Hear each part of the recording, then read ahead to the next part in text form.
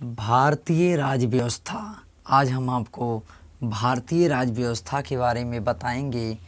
सन 1946 में cabinet mission plan के अंतर्गत, यानी एक प्लान था कैबिनेट मिशन प्लान के अंतर्गत भारत के संविधान सभा के गठन का प्रस्ताव रखा गया था।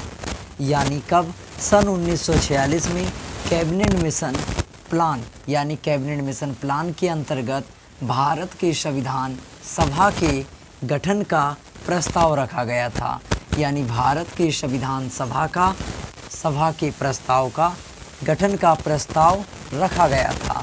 संविधान सभा के गठन का प्रस्ताव रखा गया था। कब? 1946 में कैबिनेट मिशन के प्लान के अंतर्गत। संविधान से संबंधित तथ्य के बारे में हम बात करेंगे।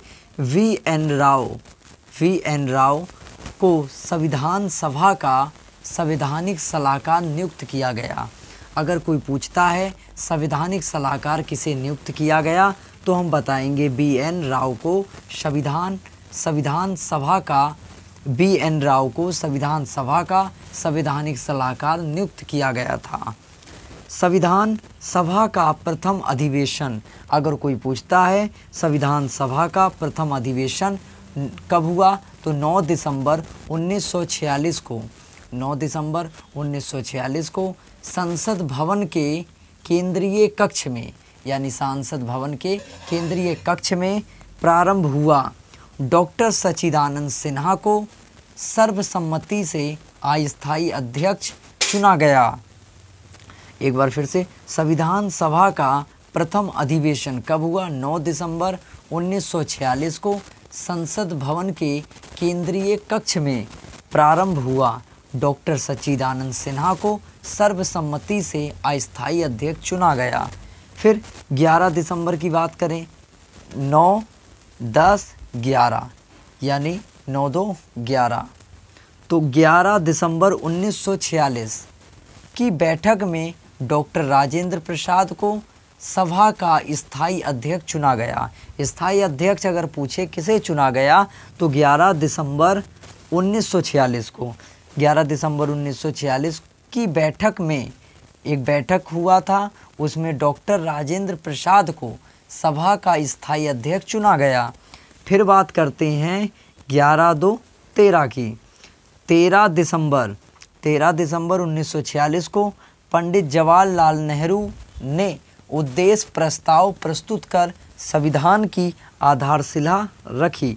तो संविधान की आधारशिला किसने रखी? तो 11 दिसंबर 1946 को पंडित जवाहरलाल नेहरू ने उद्देश्य प्रस्ताव प्रस्तुत कर, यानी कौन सा प्रस्ताव प्रस्तुत किया था? उद्देश्य प्रस्ताव प्रस्तुत कर संविधान की आधारशिला रखी। एक बार इस क्वेश्चन को हम दोबारा पढ़ते हैं ताकि हमें हमेशा के लिए याद रहे। तो सन 1946 में कैबिनेट मिशन प्लान के अंतर्गत, प्लान का क्या नाम था? कैबिनेट मिशन प्लान के अंतर्गत भारत के संविधान सभा के गठन का, यानी भारत के संविधान सभा के गठन का प्रस्ताव रखा गया। कब रखा गया था? 1946 में। प्लान का क्या नाम था? कैबिनेट मिशन प्लान का प्लान। संविधान से संबंधित तथ्य की बात करें तो वी एन राव को संविधान सभा का संवैधानिक सलाहकार नियुक्त किया गया। अगर कोई पूछता है संविधान सभा का संवैधानिक सलाहकार किसे नियुक्त किया गया, तो हम बताएंगे वी एन राव को। संविधान सभा का प्रथम अधिवेशन कब हुआ? तो 9 दिसंबर 1946 को संसद भवन के केंद्रीय कक्ष में प्रारंभ हुआ। संविधान सभा का प्रथम अधिवेशन 9 दिसंबर 1946 को संसद भवन के केंद्रीय कक्ष में प्रारंभ हुआ। डॉक्टर सच्चिदानंद सिन्हा को सर्वसम्मति से अस्थायी अध्यक्ष चुना गया। किसको अस्थायी अध्यक्ष चुना गया? डॉक्टर सच्चिदानंद सिन्हा को। प्रथम अधिवेशन अस्थायी अध्यक्ष चुना गया। फिर बात करते हैं 11 दिसंबर की।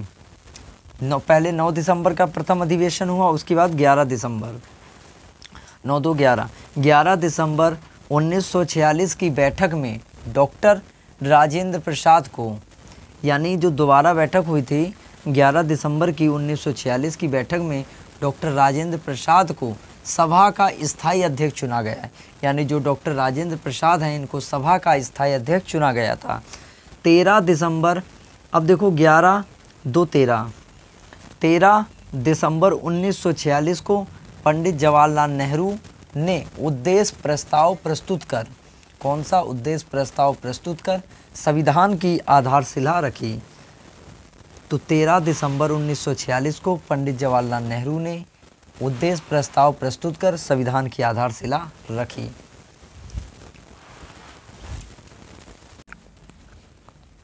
संविधान के निर्माण का कार्य करने के लिए अनेक समितियां बनाई गईं, जिनमें सबसे प्रमुख डॉक्टर भीमराव अम्बेडकर की अध्यक्षता में बनी 7 सदस्यों वाली प्रारूप समिति थी।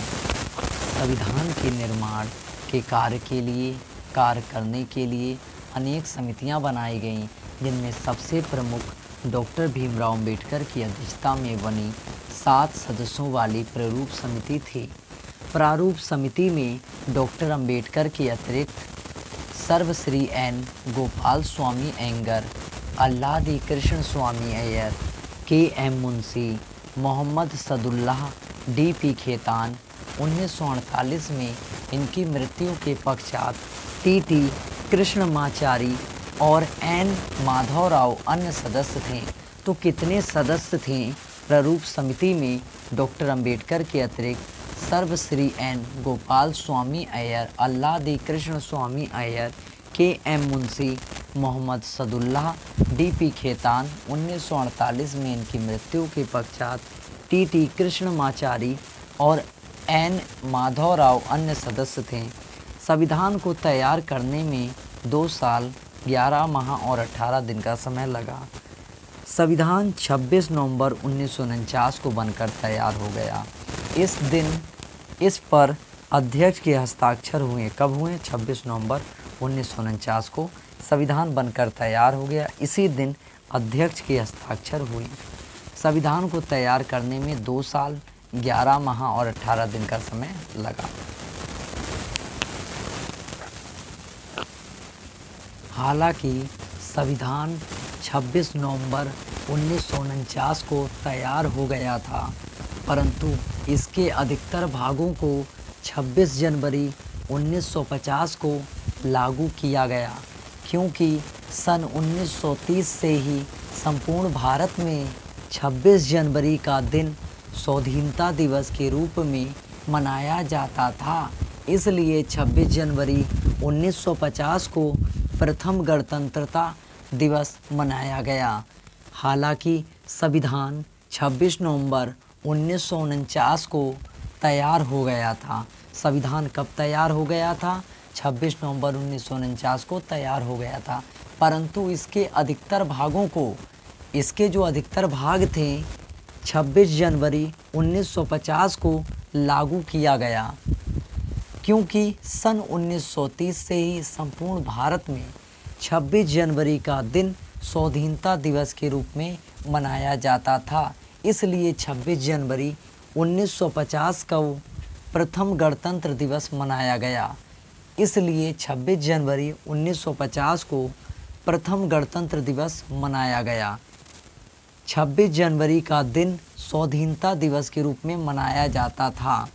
कौन सा दिन? 26 जनवरी का दिन जो है स्वाधीनता दिवस के रूप में मनाया जाता था। इसलिए 26 जनवरी 1950 को प्रथम गणतंत्र दिवस मनाया गया। संविधान सभा की अंतिम बैठक 24 जनवरी 1950 को हुई। संविधान सभा की अंतिम बैठक कब हुई? तो 24 जनवरी 1950 को हुई और इसी दिन संविधान सभा द्वारा डॉक्टर राजेंद्र प्रसाद को भारत का प्रथम राष्ट्रपति चुना गया। भारत का प्रथम राष्ट्रपति चुना गया। संविधान सभा की अंतिम बैठक 24 जनवरी 1950 को हुई। संविधान सभा की जो अंतिम बैठक है वो 24 जनवरी 1950 को हुई। इसी दिन संविधान सभा द्वारा डॉक्टर राजेंद्र प्रसाद को, यानी इसी दिन डॉक्टर राजेंद्र प्रसाद को भारत का प्रथम राष्ट्रपति चुना गया। नवनिर्मित संविधान में 395 अनुच्छेद हैं।